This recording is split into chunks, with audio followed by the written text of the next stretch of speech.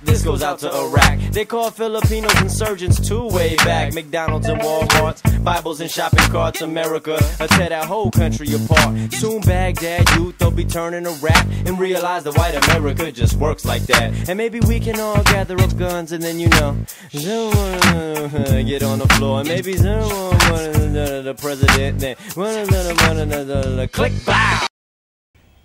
What made Rome great to begin with?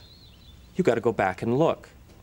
Who were the heroes of the past that made Rome the city she was?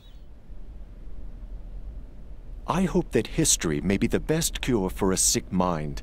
At least it can remind us of what we once were and show us the depths to which we are now sinking. Livy set out to write a brief history of early Rome, celebrating its glories and virtues, propaganda for the reforms of Augustus. What he had to go on were stories handed down over the centuries. They were a mixture of fact and legend. I, for one, am looking forward to absorbing myself in antiquity, because I am so deeply tired of the modern world and all the troubles which torment it. Livy.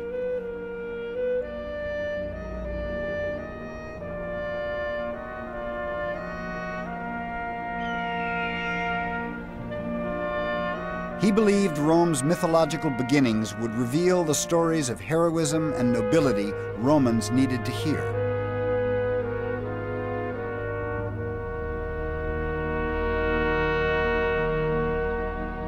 But the stories of Rome's origins were short on Stoic virtues and long on murder, rape, mayhem, and fratricide.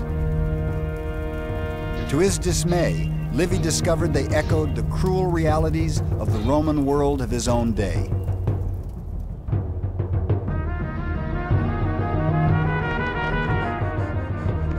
Legends told that Rome was founded by Romulus and Remus, twins who were cast into the wilderness to die. But the boys were said to be saved by a she-wolf who suckled them. They grew up like savages in the woods.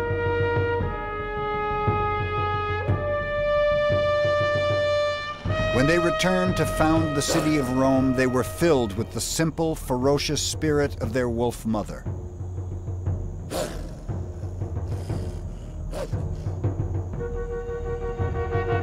According to legend, Romulus and Remus then led their people to the bend in the river Tiber where she found them. There Rome was born. The year was 753 BC.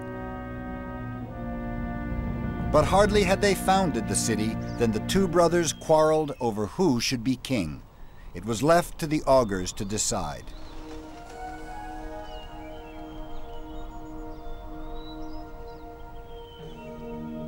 Augurs were the priests of early Rome who divined the will of the gods. They studied the movements of birds, the weather, the entrails of sheep before making their pronouncements, known as the auguries.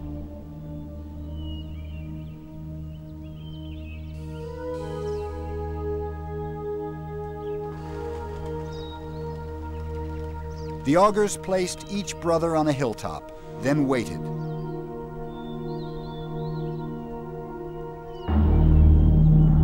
When birds flocked over Romulus, they knew he would be the first king of Rome.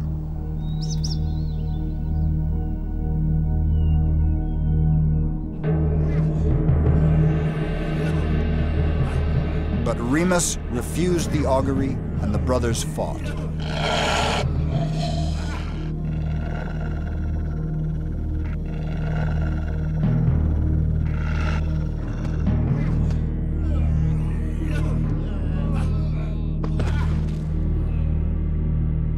Romulus killed him.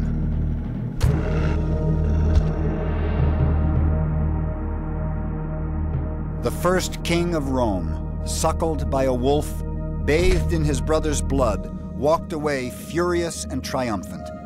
It was a fitting augury for the bloodshed and strife that lay ahead.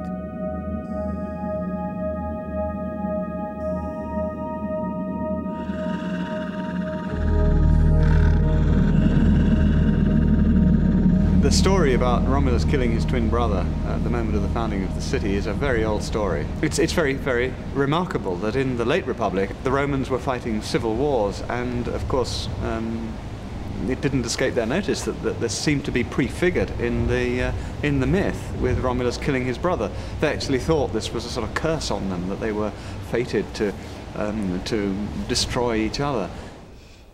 Well, the whole Roman psyche was based on violence. If you look at the foundation legends of Romulus and Remus, that's based on fratricide, right? One brother kills another to found a city. And from that point, it just escalates. The violence of the early Romans, in fact and fiction, was born of desperation. In real life, shunned by neighboring tribes, Rome was forced to welcome outcasts, vagrants, and fugitives.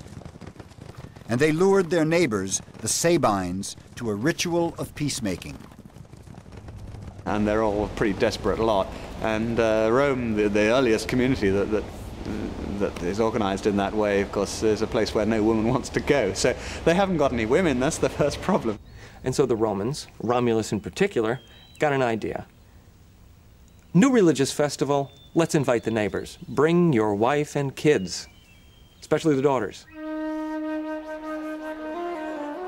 The Sabines were wary, but accepted.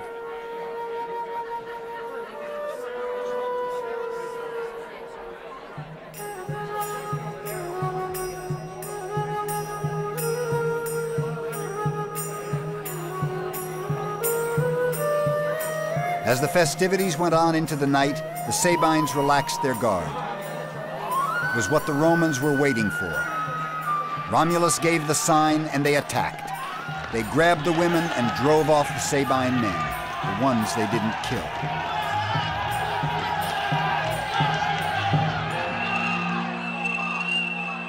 When painters of a later age portrayed the rape of the Sabine women, they imagined a classical city. They were wrong. The early Romans were primitive people struggling desperately to survive. The grim stories of the first Romans were as surprising to Livy as they are to us. They certainly didn't provide the role models he was looking for.